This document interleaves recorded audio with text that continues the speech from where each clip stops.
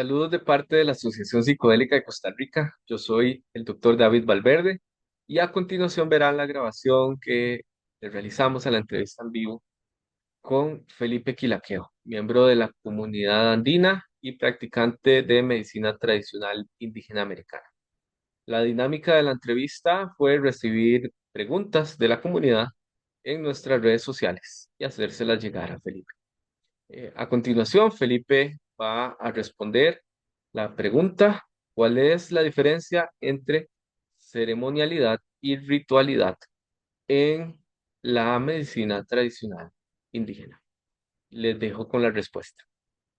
Una versión un poco más eh, sagrada de lo que es vivir día a día, más allá de lo mecánico. Entonces, la ritualidad tiene que ver con ciertos gestos. Gestos, por ejemplo, como una ritualidad, como algo ritual. Cuando uno bebe el primer trago de su cerveza, de su vino, de su chicha, de lo que sea, lo tira a la tierra. Eso es un ejemplo de la ritualidad donde estamos dando de beber primero los espíritus del territorio, al espíritu en sí, y luego nosotros nos servimos. Ese es un ejemplo de ritualidad andino, digamos, que se llama chayar, bendecir. Siempre estamos chayando como una libación, ¿no? Un dar, un líquido, una hoja de coca, lo mejor que tenemos en la mano, ¿no? En la mesa. Y la ceremonia podría ser como un poco más cercano a los ritos de paso, que también se nombra y se apellidan, donde la ceremonia tiene que ver un poco con la colectividad, una ritualidad colectivizada donde se pide apoyo a la gran totalidad de las fuerzas. Entonces ya no es un acto personal con la mañana y el día y con la vida, sino que ahora es con la vida, la mañana, lo que estoy consagrando, pero pidiendo ayuda a la comunidad y a la comunidad de seres. Entonces, una ceremonia tiene que tener tiene naturalmente un grado de complejidad y un grado de extra ritualidad, porque tenemos que convidar y conversar no solamente conmigo y con lo que estoy consagrando, sino que también saludar protocolarmente. Entonces, las ceremonias son varios rituales para componer esa ceremonia, que es el acto de comulgar y abrir las puertas de lo máximo y lo más que se sabe para hacer una cosa, que es como limpiarme o limpiar o pedir. Pero antes de eso, se le da a cada energía o cada espíritu su porción y su saludo. Por lo tanto, las ceremonias no son tan a la ligera y tan rápida, y también puede haber una ritualidad que tenga connotaciones ceremoniales y ceremonias que tengan connotaciones rituales, como el hecho de marcar ritos estacionarios, por ejemplo, todos los años, todas las lunas, etcétera. Respecto al mundo andino, hay palabra para cada rito y palabra para cada ceremonia. Entonces vamos a utilizar estas dos y yo las meto todo lo que quiero decir dentro de estas dos nada más, pero hay como una lista más detallada de rituales y ceremonias, que por el hecho de no ser por ser tan particular, no lo voy a mencionar ahora, pero por ejemplo puedo mencionar el Rutuchik, que es cortar el pelo, entregar el primer paso hacia la madurez, eh, la entrega de la placenta, el matrimonio en sí. Por ejemplo, son ceremonias importantes y grandes.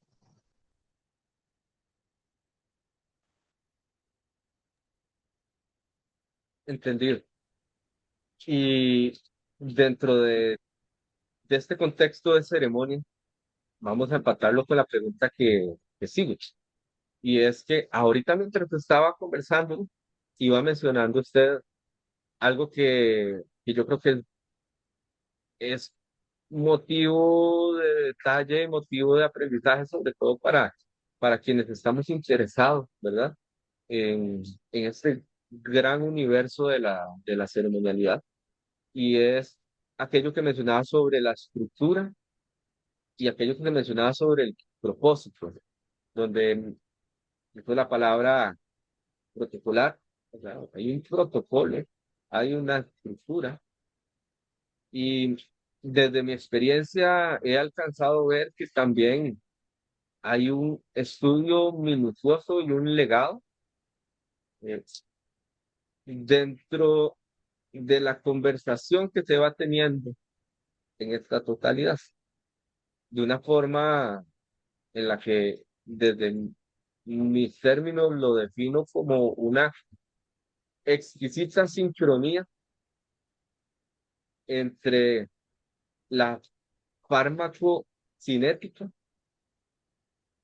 y los movimientos que van ocurriendo dentro de la ceremonia. De ahí que a mí, por lo menos, dentro de mis exploraciones, me resulta fascinante, ¿verdad?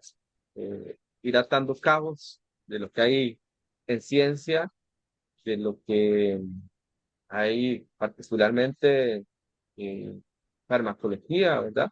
Cuando hablamos de ceremonia, donde la medicina vegetal está presente, la medicina fúngica está presente, hay un entendimiento de cómo se va moviendo ya el cuerpo y además el afuera se sincroniza con, con ese movimiento interno.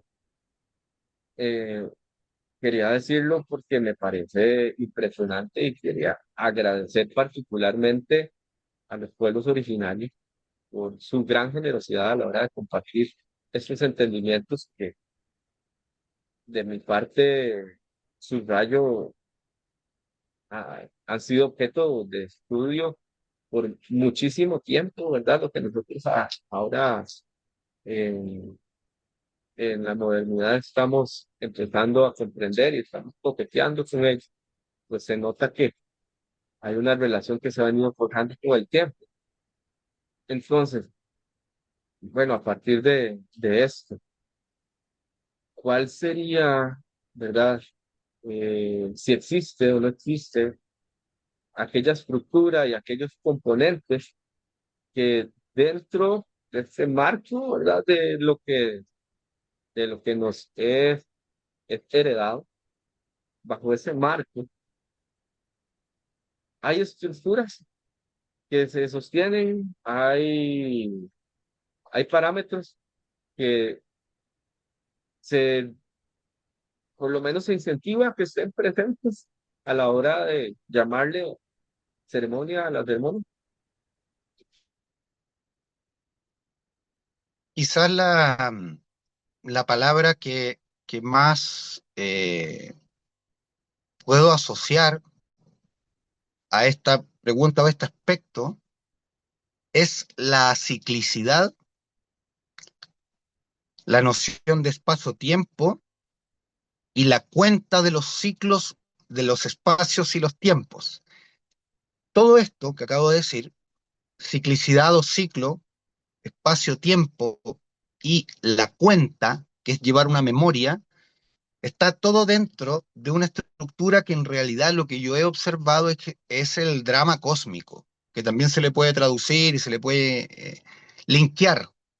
El drama cósmico como el viaje iniciático. Entonces, todo viaje tiene un inicio, un desarrollo y un fin desde una mirada aristotélica, ¿ya? Clásica, y ese pensamiento clásico está, esa cuenta y esa necesidad de estructura está, por más primitivo y catártico, como es bajo eh, la premisa de buscar la salud y de buscar el ordenamiento y lo verdadero, que es armónico, hay un tema con la cuenta de los ciclos y la observación de la naturaleza llevado a la sesión, llevado al ritual, llevado a la ceremonia. Entonces hay una observación de lo que significa semilla, brote, árbol, fruto, semilla, brote, árbol, fruto, semilla. O árbol, leña, fuego, ceniza y vuelve al mineral y vuelve a emerger hacia lo vegetal. Entonces, esta noción para mí es estructural. La noción de tiempo-espacio, independiente de que hay una ruptura de tiempo-espacio cuando hay, o sea, uno entra en una unidad de tiempo-espacio que puede ser un día que representa todo el año. Hay una especie de quantum del tiempo contenido en una semilla de ceremonia, en un sistema acotado, que tiene repercusiones a lo largo y tiene repercusiones como en retrospectiva también. Entonces hay una noción de tiempo y espacio, de cuenta y de ciclo que se parece mucho al desarrollo de una historia. Entonces, todos los elementos de la ritualidad y de la ceremonia tienen una relación con una narrativa. Yo creo que la palabra narrativa también ayuda a sentir que la estructura no es la forma, sino que la estructura es el contenido y el contenido no puede ser indigesto, tiene que ser digerible. Entonces, lo que dura esa palabra o ese efecto o lo que dura esa conversación con el espíritu dentro de la ritualidad, dura la cuenta, dura el efecto, dura la sesión. Entonces, no es lo mismo un acto cotidiano pequeño a la ruptura del tiempo y el espacio para entrar en otro tiempo-espacio, pero aún así hay una ancla a tierra que es el lenguaje. Hay veces en que hay pérdida del lenguaje, pero hay pérdida de este lenguaje y hay un otro lenguaje que después hay alguien que se encarga de traducirlo, o la memoria de quien ejerce el ritual. Estoy hablando de estados como ampliados de conciencia, donde a veces hay un traductor a la par de quien hace el viaje. A veces no es la persona paciente o la comunidad la que hace el viaje. A veces la comunidad es la contención y el que viaja es un medium y trae una respuesta, pero siempre hay una coherencia, diría yo, en tiempo y espacio. O sea, se hace en un lugar establecido, en un tiempo establecido, aunque a veces se dilate, y ahí puede ser muy relativo, digamos. A veces toca amanecer y vamos a estar todo el día hasta la noche y salió una palabra profunda y eso no se habla de día, se habla de noche, entonces se dilata el tiempo, pero sigue siendo la misma continuidad narrativa. Entonces, yo creo que por ahí hay un poco de estructura y de paradigma quizás también. Entonces hablamos de narrativa, hablamos de propósito, hablamos, bueno, cuando hablamos de tiempo, también me suena hablar de ritmo, ¿no? Entonces, también hay una cadencia, hay una mm, sintonía particular, la que se va moviendo la ceremonia. Y esa preguntita me gustó mucho, sobre todo en el contexto de que ceremonia es una palabra que últimamente es sinónimo de muchas cosas. Entonces, por acá me gusta la observación que dejan en el chat principal, que es pregunta, pero creo que es afirmación, ¿verdad? Bajo este contexto se podría afirmar entonces que toda ceremonia es ritual, entiende ritual, pero no todos los rituales son ceremonias, ¿cierto? Claro, es una afirmación basada en lo que yo acabo de intermediar entre la versión clásica de ritualidad y ceremonia, acercándonos al fenómeno de la respuesta, porque eso podría tener su cuestionamiento, su juego retórico y su dialéctica ahí, pero yo creo que sí basado en el nivel de profundidad en el que estamos hablando ahora. Podrían haber otros acuerdos en otras conversaciones y pues llegar a otras conclusiones, pero basado en la pregunta, esa sería mi respuesta. Ok. Y aquí se Y una viene una buena, y una preguntita. buena, y una buena reflexión de la persona que lo calculó. Bien. Bueno, gracias Gustavo Torres, por ahí lo vi manifestando. Em, Preguntita en torno a esto también. Entonces, hablábamos previamente en una conversación privada que teníamos, ¿cómo vinculamos set and setting con ritualidad, ceremonia? Bueno, una gran pregunta que podría resumirse en que ritualidad y ceremonia tienen que ver con objetos, no objetos, como sujetos, la participación de sujetos vivos.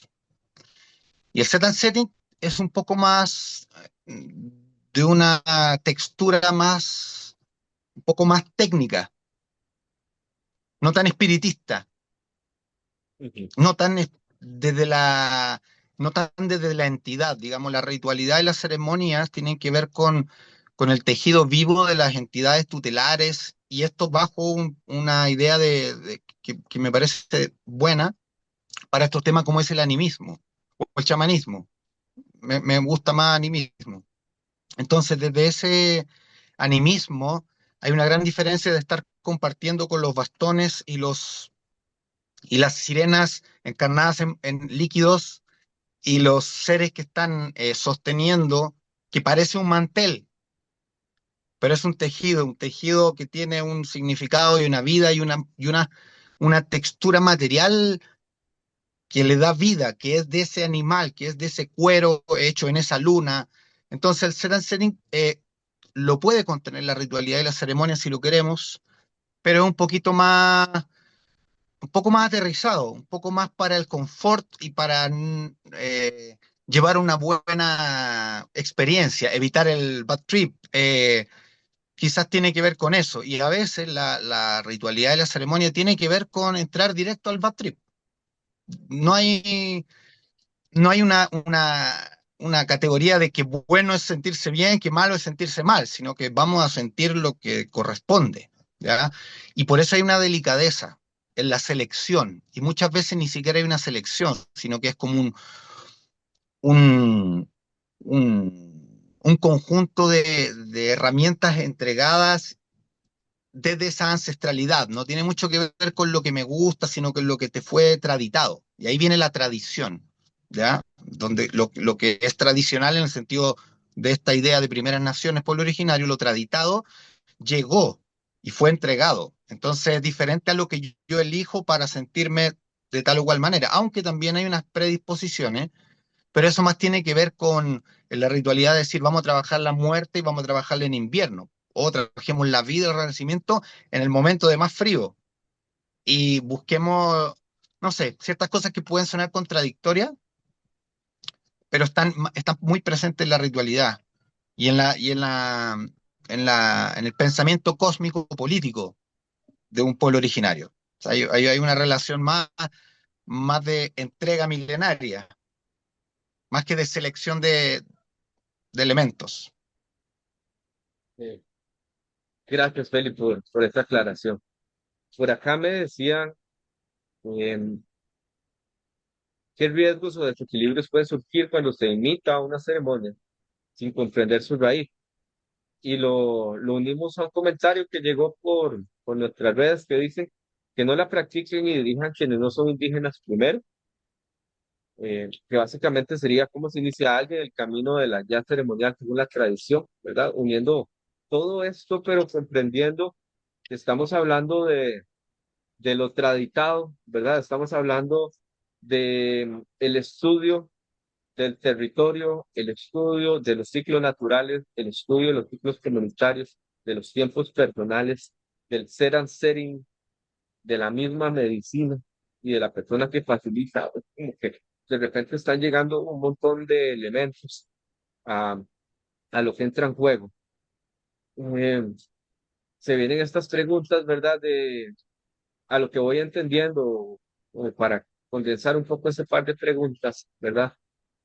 Eh, de repente no es tan conveniente hacer estos movimientos que estaban tan precisa y tan quirúrgicamente organizados, llevarlos a un contexto al cual no le pertenecen, bajo entendimientos los cuales uno no está familiarizado, entendiendo que algunos de estos paquetes de información no son pequeños y va a ser difícil condensarlos eh, en tiempos menores a décadas o a vidas mismas, ¿verdad? Entonces, no como para venir a hacer ese par de preguntitas, ¿no? Ujú. ¿Qué, qué sucede si uno, qué podría llegar a suceder si le comete tal vez eh, esta imprudencia o esta lectura distinta, no sé cómo llamar, de, de entrarle a una ceremonia sin entender cuál es el proceso, ¿verdad? Facilitar una ceremonia, lo que entiendo es facilitar una ceremonia sin tener esa comprensión de fondo. Em, bueno, riesgos hay en todas partes. Em, Quizás hay un riesgo mayor cuando muchas veces vamos a una ceremonia de un pueblo originario que no conocemos y está súper sano y natural, y desde un corazón noble uno puede ir a un lugar desconocido. Y es natural y comprensible que no estén las explicaciones a la altura del lenguaje que nosotros dominamos o que esperamos. Entonces, eh, contemporáneamente hablando, es un fenómeno, yo creo que antes no había sucedido, como de ir a una ceremonia con alguien desconocido que yo no sé quién es ni qué hace. Independiente de que los sabedores, las sabedoras son lo que son y hay otro grado de conocimiento, no sé, está el médico y está el enfermo, y no quiere decir que el enfermo tiene que saber lo que sabe el médico o lo que va a hacer el médico. Ahí hay un acto de confianza también. Entonces, el fenómeno de ir a lugares de poca confianza casi, no sé, no entra mucho porque por lo general cada comunidad tiene su maestro de ceremonia, su maestra, su curandera, entonces nunca son como cosas tan desconocidas porque son vínculos culturales. Entonces, no sé qué tan repetido es que uno era de un clan y de una cultura y se fue a meter a, no sé, a la India desde acá. O sea, como que los viajes, eso en el tiempo, o sea, en el espacio, perdón, tan rápido, tan descontextualizado, difícil. Que por lo general yo pienso como ancestralmente, ¿no? Se compartía con el pueblo vecino, entonces siempre hay una relación desde esa mirada. Pero ahora, desde el fenómeno contemporáneo, eh, creo que casi hasta es lógico no saber de qué se va a tratar la ceremonia más que de lo que se va a tomar o para qué fecha es, si es solsticio, equinoccio, porque no todo gira en torno a los enteógenos, ¿cierto? Eso es como un ápice nomás del asunto. Pero siempre hay un conocimiento de lo que se va a hacer. Es muy raro que uno va hacia lo desconocido, eso es más propio de ahora. Entonces, ¿qué riesgo hay en esta versión contemporánea? Muchos. Pero según mi experiencia, además de vomitar, cagar, pedir perdón y gritar, no va a pasar si es que es un uso responsable, ¿no? Porque hay temas de concentraciones, sobredosis en todo el mundo, ¿no? Capacidades, catarsis, todo ese tipo de cosas, ¿no? Incluso sin enteógeno. Está la posibilidad, pero siempre hay una seguridad por parte de quien lo realiza. Y esa seguridad no viene de la seguridad que el otro le otorga, es la seguridad que se llama autoridad. Y la autoridad no es algo que se transfiere, es algo que se desarrolla, pese a que y ahí voy a abordar cuando alguien está preparado para dar y para hacer. En realidad hay una cosa que viene desde la escuela que yo conozco desde la infancia. Desde la infancia alguien se está preparando y toda la familia sabe, por lo general, cuando es aceptado ese don y la familia colabora y la comunidad colabora para que ese don se desarrolle. Entonces, a temprana edad se detecta si un niño toma la pala o toma el tambor. Se detecta a muy temprana edad, antes de los 12 años, ya condiciones, actitudes. Y eso constituye que hay que llevarlo, constituye un dato de que hay que derivarlo y entrenarlo. Y luego viene el entrenamiento y el reconocimiento social de que eso va a ocurrir. Entonces, claro, una persona ya a los 18 años puede ser ya titulado, ¿verdad? Porque titulado significa que empezó oficialmente, pero antes eso tiene que haber sido ayudante y hecho los protocolos necesarios. Eso en un ideal, porque también hay excepciones, que es, por ejemplo, el rayo, la caída del rayo, literal, del rayo de la descarga eléctrica, del espíritu del rayo, sobreviviendo a la muerte. Y eso equivale también a enfermedades terminales, enfermedades letales, superadas por este vínculo espiritual. Entonces hay autoridades que no se formaron, así como lo creemos, que son dados por el espíritu de la enfermedad. Entonces hay muchos enfermos que se curan milagrosamente, que comprenden el fenómeno e intermedian esto.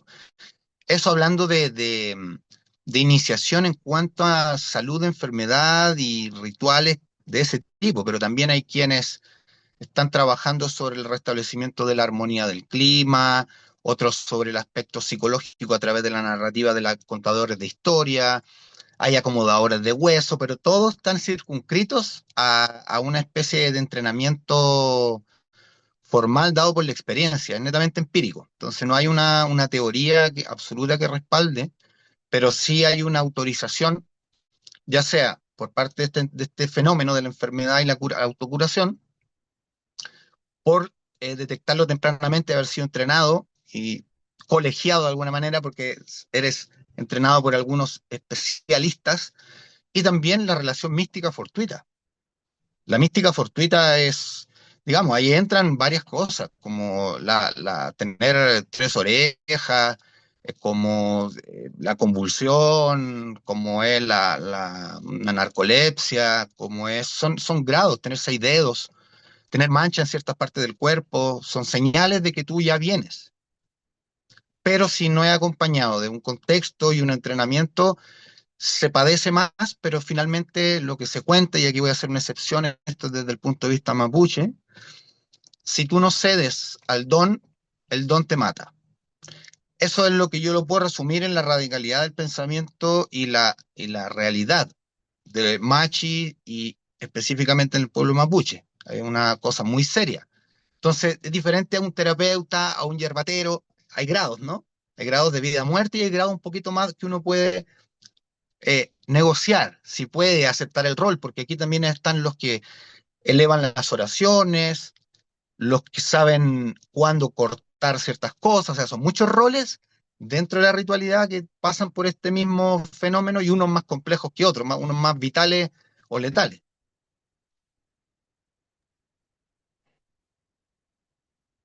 En sesión, en las consultas acá, hay una cosa que termina siendo bastante frecuente y es el hecho de que cuando uno le niega al corazón lo que el corazón viene a hacer por aquí, eh, el corazoncito entra en huelga y de repente ya no le dan ganas de seguir caminando por la tierra, ¿verdad? Ahí es donde llegan esas depresiones profundas, esas ansiedades profundas, como para hacer tal vez eh, mi entendimiento respecto a aquello de que si no cedemos al don, el don nos mata, ¿verdad?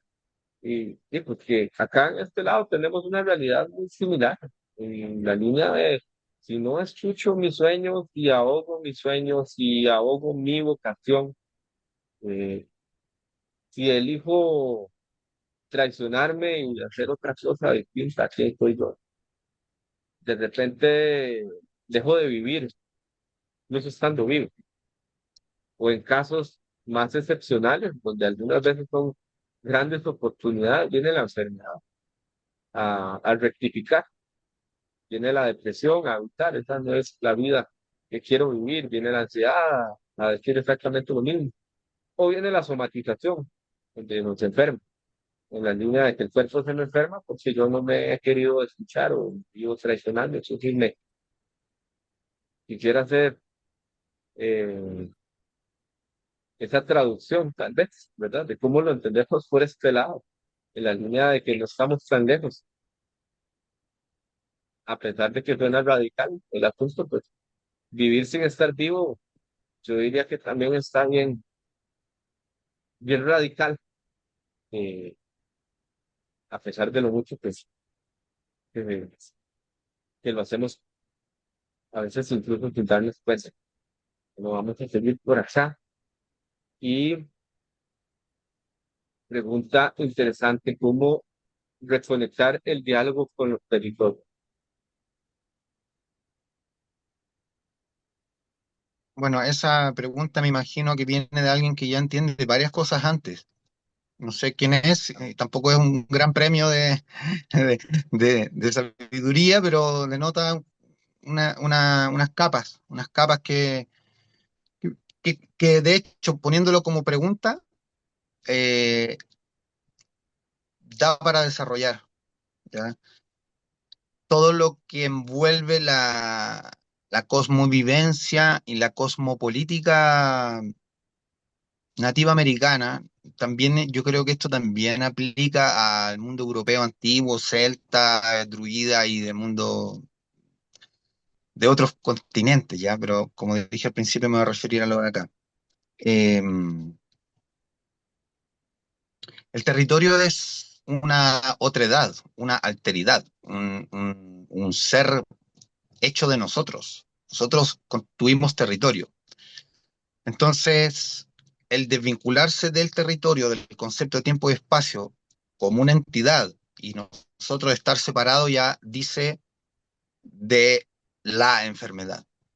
La enfermedad es cuando se corta la relación con el territorio. Y hay varios territorios. Últimamente se habla del primer territorio del cuerpo, cosa que no encuentro una cosa muy fácil, directa y que ha aportado mucho en términos de derechos, en términos de muchas cosas. Pero un segundo punto, un segundo nivel de territorio como cuando se dice medio ambiente o río, ecología, sistema piso ecológico, en realidad estamos hablando de sujetos de derecho, estamos hablando de entidades.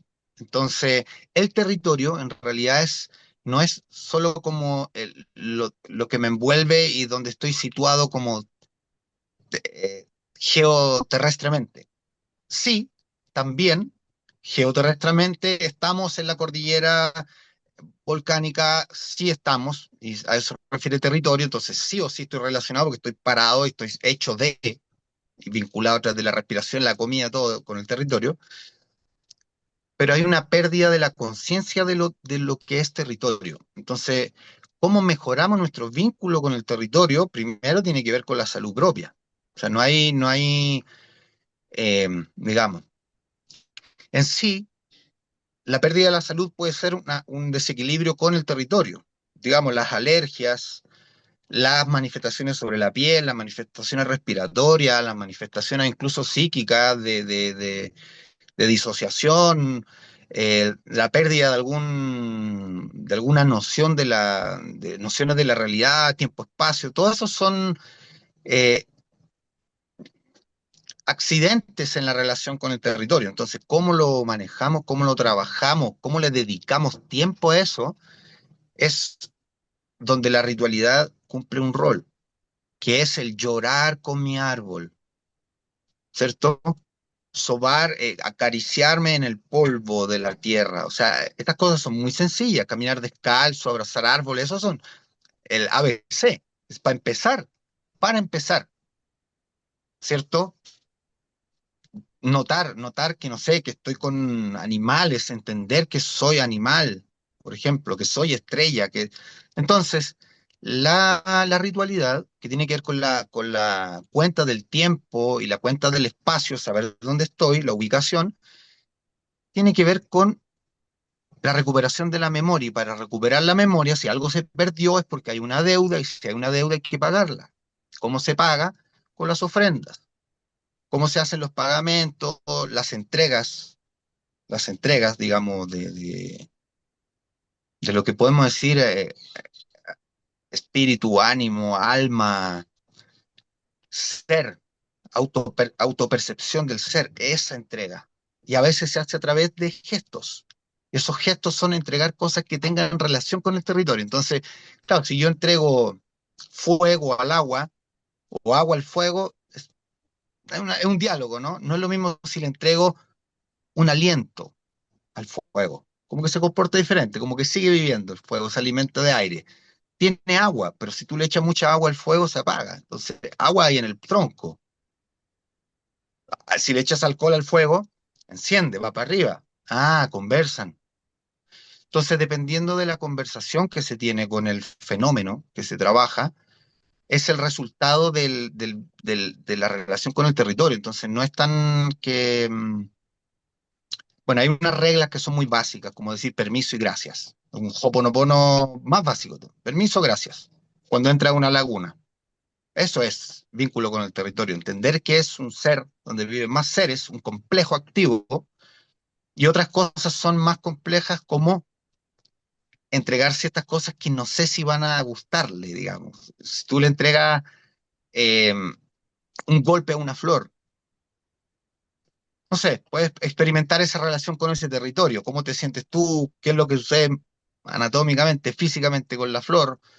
Entonces, ese diálogo con los territorios tiene mucho que ver primero con el ánimo y con la entrega y la devolución, con los contextos, ¿ya? Y eso abarca animales, especies animales, sueños, estrellas, volcanes y comunidad. Entonces, para llegar al territorio se pasa al individuo, la pareja, la comunidad y el territorio. Y todos están comunicados con el territorio. Familia y el territorio, o pareja y el territorio, comunidad y el territorio, individuo y el territorio. Pero hay un ciclo. Entonces, ese ciclo es el que tiene como, de alguna manera, prescrito en la ancestralidad. Hay unas maneras para vincularse al territorio y tiene que ver con las ofrendas, que son de muchas categorías. La más sencilla es permiso y gracias, el primer protocolo. Condensándolo en espacio, tiempo, coordenadas y ritual.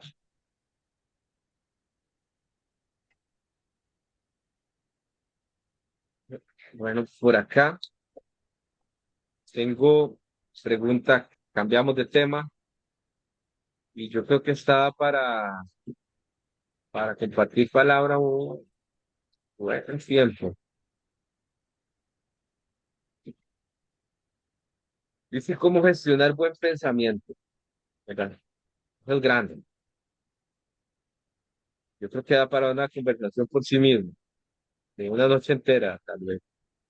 Y cómo llevar esa ritualidad y práctica espiritual al día a día, creo que ya está en nuestros días. Entonces podríamos dedicarle un poquito a ese buen pensamiento y lo voy a empatar a ver si logramos también condensar con esta otra preguntita que tengo en el chat. ¿Cómo se puede trabajar la desintoxicación de visiones del mundo occidentales y modernas que nos perjudican en contra del proceso ceremonial? Y no, vamos a dejarlo ahí. Esta otra cosa debe ir independiente. Entonces, ¿qué Entonces, hablamos de buen la primera, pensamiento? la primera ¿Cómo, es cómo gestionar buen pensamiento? Y cómo y la segunda, desintoxicarnos de visiones ah, claro. occidentalizadas. Que sería cómo nos limpiamos de mal pensamiento, ¿no? Bueno, primero que somos libres y tenemos la capacidad de abstracción y de fantasía y la imaginación eh, como un derecho y un deber. Entonces, dentro del imaginario, del pensamiento y de lo que creemos o que sabemos que es psique, pensamiento, ideas, mente, eh, hay un campo tan amplio donde yo puedo aportar a esa respuesta, ¿no? Porque el gestionar un buen pensamiento es tener la capacidad de autonomía de pensar lo que me gusta y lo que me hace bien, versus que cuando, o no versus, pero acompañado de que mientras selecciono lo que me acomoda, me hace bien, ¿no? Se generan un montón de antagonistas porque todo dentro del mundo de la cuatripartición, de la dualidad, de los pensamientos acompañados, entonces gestionarlo, el buen pensamiento significa dentro del campo mental, pensamiento-mente, significa seleccionar de manera amorosa y empática lo que me construye y me produce diálogo, explicación y comunicación, que es lo que me trae la recuperación de mi pérdida, de alma, de salud, de ideas correctas. Ahora, ¿qué es lo correcto? ¿Qué es lo incorrecto? Está sujeto a la cultura. Me encantaría decir que existe lo bueno y existe lo malo. Sería como si me dieran a elegir, que se supiera qué es bueno y qué es malo, de una, ¿ya? Por eso digo primeramente que somos libres. Entonces hay un campo de lo que es efectivo e inefectivo, un nivel, de lo que es coherente, incoherente, de lo que es armónico, desarmónico. Entonces, en la gestión del buen pensamiento y en la limpieza del mal pensamiento, eh, yo puedo decir que Occidente tiene también buen pensamiento. Occidente tiene un buen pensamiento, tiene un buen vivir. El mundo moderno también tiene la posibilidad de imaginar un alto estándar de beneficio dorado para el bienestar completo, ¿no? Incluso para la iluminación. Esa es la aspiración, ¿cierto? La liberación. Entonces, si nos afirmamos en el principio absoluto de la libertad, en el campo de la mente, porque tenemos la capacidad de seleccionar lo bueno con la mente, te pueden estar torturando y en el último suspiro tú, me voy al mundo dorado, me voy al mundo dorado y me voy al mundo dorado y me mataron, pero yo me fui al mundo dorado. Yo me fui a mi lugar de origen, aunque me torturaron. Ahí hay un ejemplo del cultivo que hay del valor de elegir por sobre toda circunstancia la libertad y la liberación. El gobierno del buen pensamiento, que ni siquiera es un dominio hegemónico de la bondad por sobre la maldad, no, es lo que tú le haces a tu cuerpo, es lo que le haces a tus seres queridos, es a tu ambiente.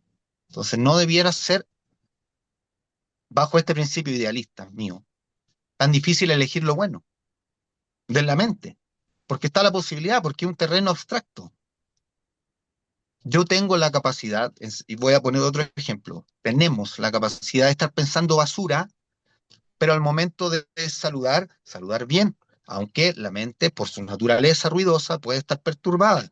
Diferente si yo vengo y me saludan y golpeo. Ah, ahí hay una cosa que va más allá del pensamiento, tiene que ver con la acción. Entonces yo creo que se puede convivir con malos pensamientos, solo que cuando preponderan y no tomo acción sobre la selección, hay un dominio de ese universo sobre mí y ahí empezó a, seguramente, la línea está en la acción. Pongo un ejemplo, los artistas que hacen películas de terror no quiere decir que andan matando gente. Es un universo, eso es parte de un universo imaginario. Entonces, la gestión del buen pensamiento, si lo hablamos, aplicamos a la salud, tiene que ver con la selección específica de lo que tú sientes que es trascendente, incluso se lo compartirías a quien más tú quieres, ¿ya? Porque también hay selección del mal pensamiento que se podría llamar brujería. ¿Cómo gestiono un mal pensamiento para dañarme a mí y dañar a otros? ¿Cómo me limpio de la basura heredada también de mis antepasados traumados? Porque esto aplica a un contexto transversal. O sea, hay culturas que se han desarrollado en la esclavitud, nos hemos desarrollado en el ostracismo, y por eso estamos también batallando con ciertos fantasmas y espíritus. Digamos, la modernidad también es un fantasma, un espíritu y una enfermedad para el mundo indígena, y el mundo indígena también puede ser considerado para algún paradigma un enemigo de la mente sana. El Estado muchas veces ha tildado de nuestro uso, práctica, uso y costumbre como algo aberrante. Entonces, claro, el sacrificio de animales, la flagelación, la zoofilia, hay muchas cosas que tú puedes encontrar en los anales de la arqueología, pueden ser no, ¿cierto? Entonces también generaciones se están limpiando de herencias propias, no solo de las impuestas. También hay un proceso de purificación del antepasado en la encarnación natural contemporánea de cada uno. Esto para cerrar, que todos somos ancestros, todos somos ancestrales y no hay nadie que no haya sido colonizado. Ya es un fenómeno humano.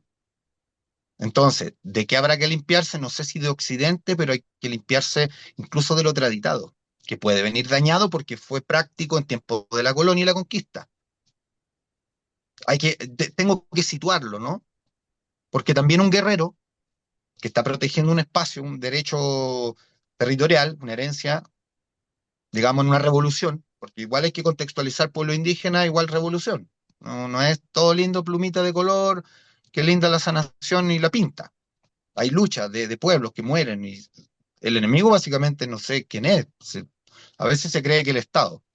Más o menos es una cosa que no tiene más de 200 años, amigos.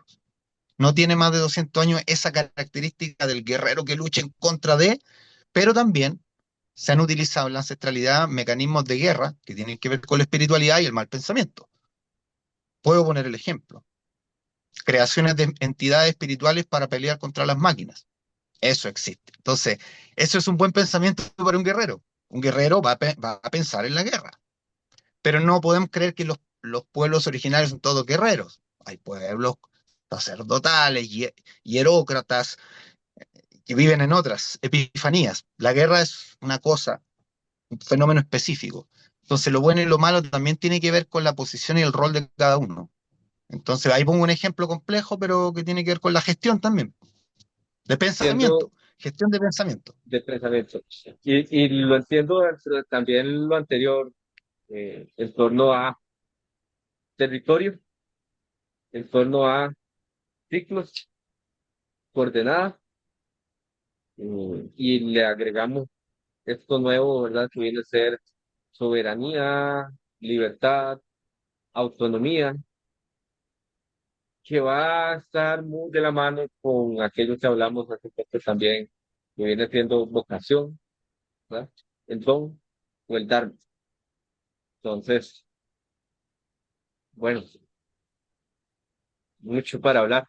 Sería una pregunta que apenas empieza a, a dar inicios de respuesta, ¿no? Y que luego se podría llegar a retomar, profundizarla mejor, pero creo que fue una manera bien bonita y bien profunda de abordarlo.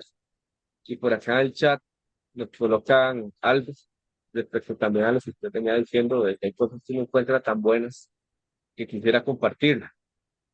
Y por acá me dice, pues si pudiera usted escoger dos o tres principios de vida bajo los cuales una persona que facilita espacios y o medicinas, plantas de poder, ¿cuáles serían?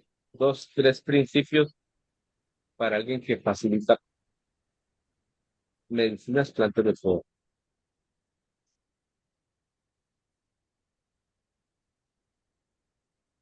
Es una gran pregunta que está en el código ético, que a veces se relativiza, porque el código ético en realidad es un juramento personal, de hasta dónde llega mi lealtad con lo que hago. Entonces, un principio, yo diría un principio, lo principio, lo principal es la ética. La ética como principio. Pero otra cosa que es un principio, que es una práctica, es haber usado, y me voy a referir específicamente a enteógenos y sustancias que alteran la percepción, consumidas vía corporal, que hay muchas vías, ¿no? Yo creo que un facilitador tiene que conocer y practicar lo que da. Voy a poner un ejemplo. El guachumero toma guachuma, el yajecero toma yajé. No sé si aplica que si un psiquiatra tiene que tomarse todas las pastillas que conoce, pero dentro de esta pregunta específica, primero, una ética que tiene que ver con con el comportamiento. ¿Sabes qué? Una de las cosas que más perturba es ejercer poder sobre los otros, digamos. Un código, no debes ejercer poder sobre nadie. Tú intermedias, conversas, abres, sirves, y una relación personal donde tú no estás secundando. Me refiero a un maestro de ceremonia, a un facilitador, estás secundando la relación que está teniendo esa persona a la que tú le estás facilitando un uso. Pero yo a eso agregaría, y me refiero a no ejercer el poder sobre las personas con todo tipo de vejaciones, con todo tipo de abuso de poder sobre el cuerpo de otro, sobre la moralidad de otro, hacer respuestas de preguntas que no existen, asumir acuerdos que no hay, que no han sido de hecho. Me refiero a cosas muy básicas que casi son el contrato, que por eso en el mundo de los errores, en el mundo de la maldad han tenido que hacer tanto contrato, porque se suponía que mi palabra es mi palabra, pero toda la letra chica no se entendió. Llegamos a la regulación y a todo este tema, ¿no? La legalidad. Pero antes de la legalidad está la ética y la cosmopolítica, de cuál es mi situación, la pérdida de mi integridad como facilitador cuando yo entro en una, o sea, cuando yo caigo en una pérdida. O sea, yo pierdo, el facilitador pierde el estado, el estatus, el lugar y hay una sanción grave. Hay cosas menores como que soy enojón, eh, no sé, llego atrasado. No, esa no es la ética a la que yo me refiero al ejercer el poder sobre los demás y todo ese tema de abuso, básicamente, que se traduce en sexo, poder y dinero. Ahí están las tres trampas, siempre, en el uso hoy y anteriormente también, antiguamente también. Y creo que el segundo punto es más polémico, pese a que voy a usar palabras menos fuertes, pero no haber tomado lo que tú estás dando y no conocer la dosificación, aunque sea empíricamente. O sea, tienes, creo yo, una consideración. Nunca puedes darle una cantidad a alguien superior a lo que tú has navegado. Esa es mi escuela. O sea, me refiero a que yo no le he dado ninguna sobredosis a nadie que yo no haya tomado. Yo hablo de mí, porque yo soy practicante y usuario. No hablo de que debe ser así, pero me parece que desde la ancestralidad mínimo es, si trabaja con tabaco, tiene que haber tomado tabaco. O sea, no hay de otra manera. Yo creo que ahí hay dos principios que yo quisiera dejar ahí puestos. Perfecto y profundo. Nos quedan unos minutitos. Me gustaría dar la oportunidad de abrir los micrófonos.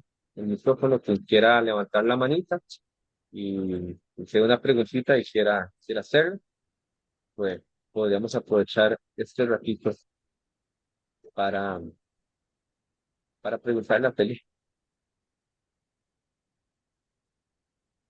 Si alguien tiene interés, pues aquí está la oportunidad. Vamos a darle a Ignacio. Listo. Escuchan, sí. Sí, Buenas noches, David. Muchas gracias. Y buenas noches, Felipe. Muchas gracias. Qué buenos espacios. Felipe, de la pregunta anterior, le quiero preguntar si usted pudiera recomendarle em, a una persona que anda buscando acercarse a estas medicinas o a estas ceremonias, ¿cómo podría, qué preguntas hacer o qué conversaciones abrir para observar la relación con el ejercicio del poder que tenga la persona que le va a servir la medicina? Sobre todo, por ejemplo, pensando en temas de que hay muchas mujeres que no se sienten cómodas yendo a estos espacios y cosas por el estilo.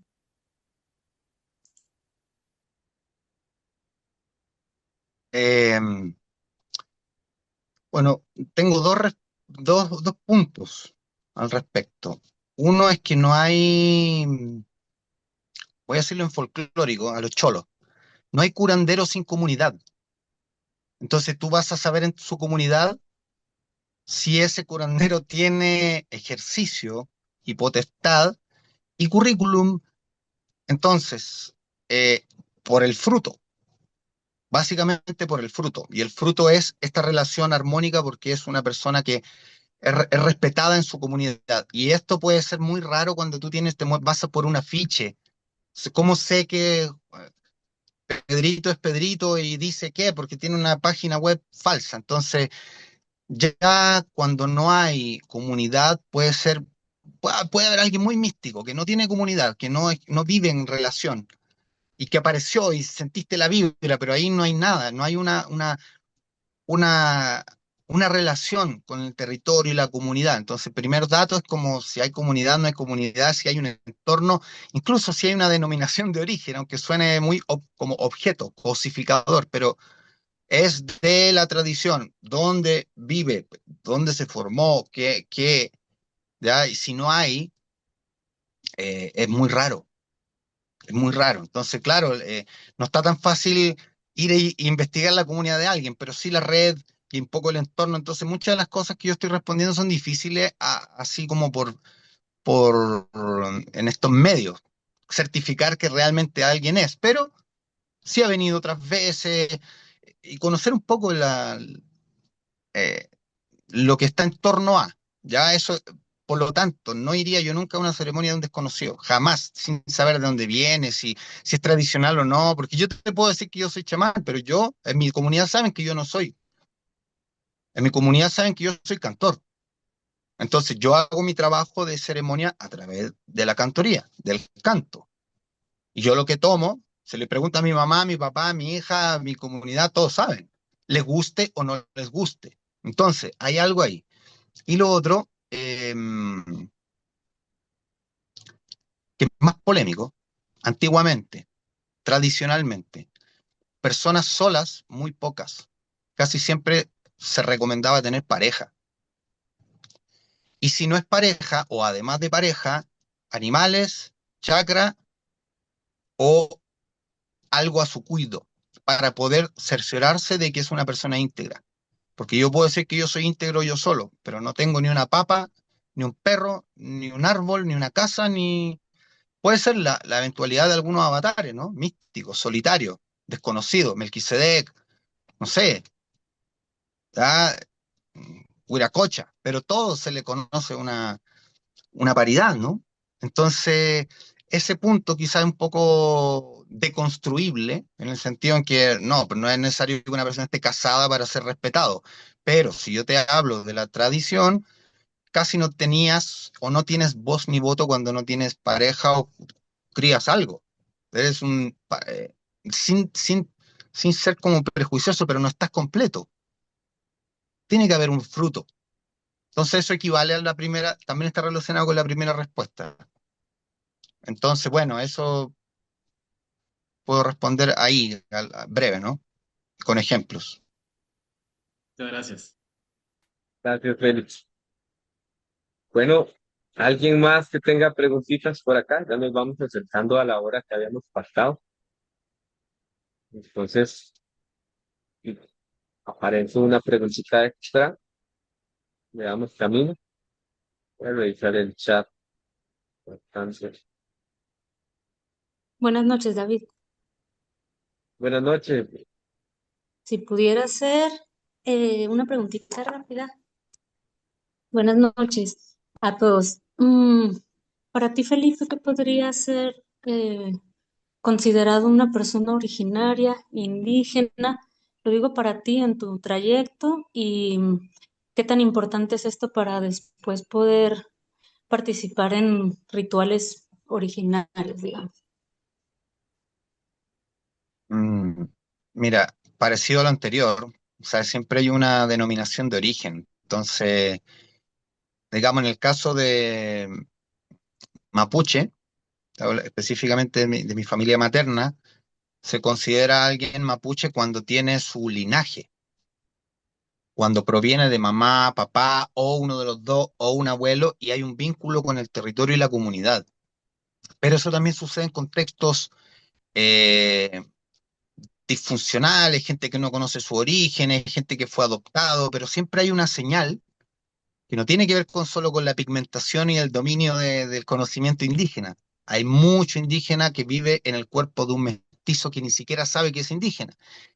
La autopercepción de ser indígena ya es un gran antecedente, pero para ejercer los roles tiene que haber un reconocimiento y una comunidad que respalde que en realidad es originario para decir que es originario. Entonces, yo soy mapuche por parte de mi mamá, somos del linaje quilaqueo, venimos de los chicahuala y de un territorio específico, y si yo me presento con esas palabras, ya mi pueblo y mi nación sabe. Yo puedo engañar a los demás, pero no a los míos. Entonces yo puedo decir que yo soy indio, pero en realidad me quiero ser indio porque me posiciona, ¿ya?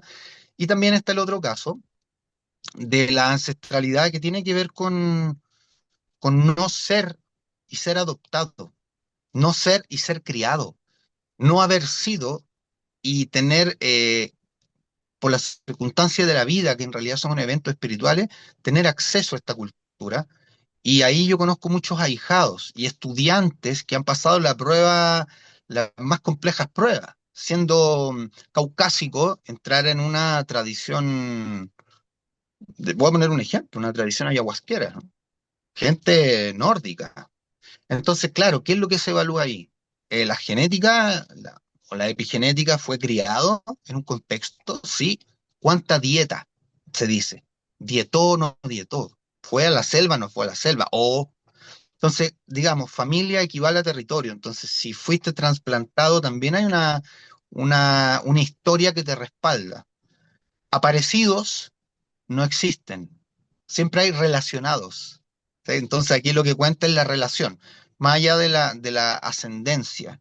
Pero sí hay un alto porcentaje de denominación de origen, de saber dónde uno viene y entender el territorio, la práctica y un poco la, el pensamiento de ese territorio, el pensamiento de ese clan al cual tú perteneces.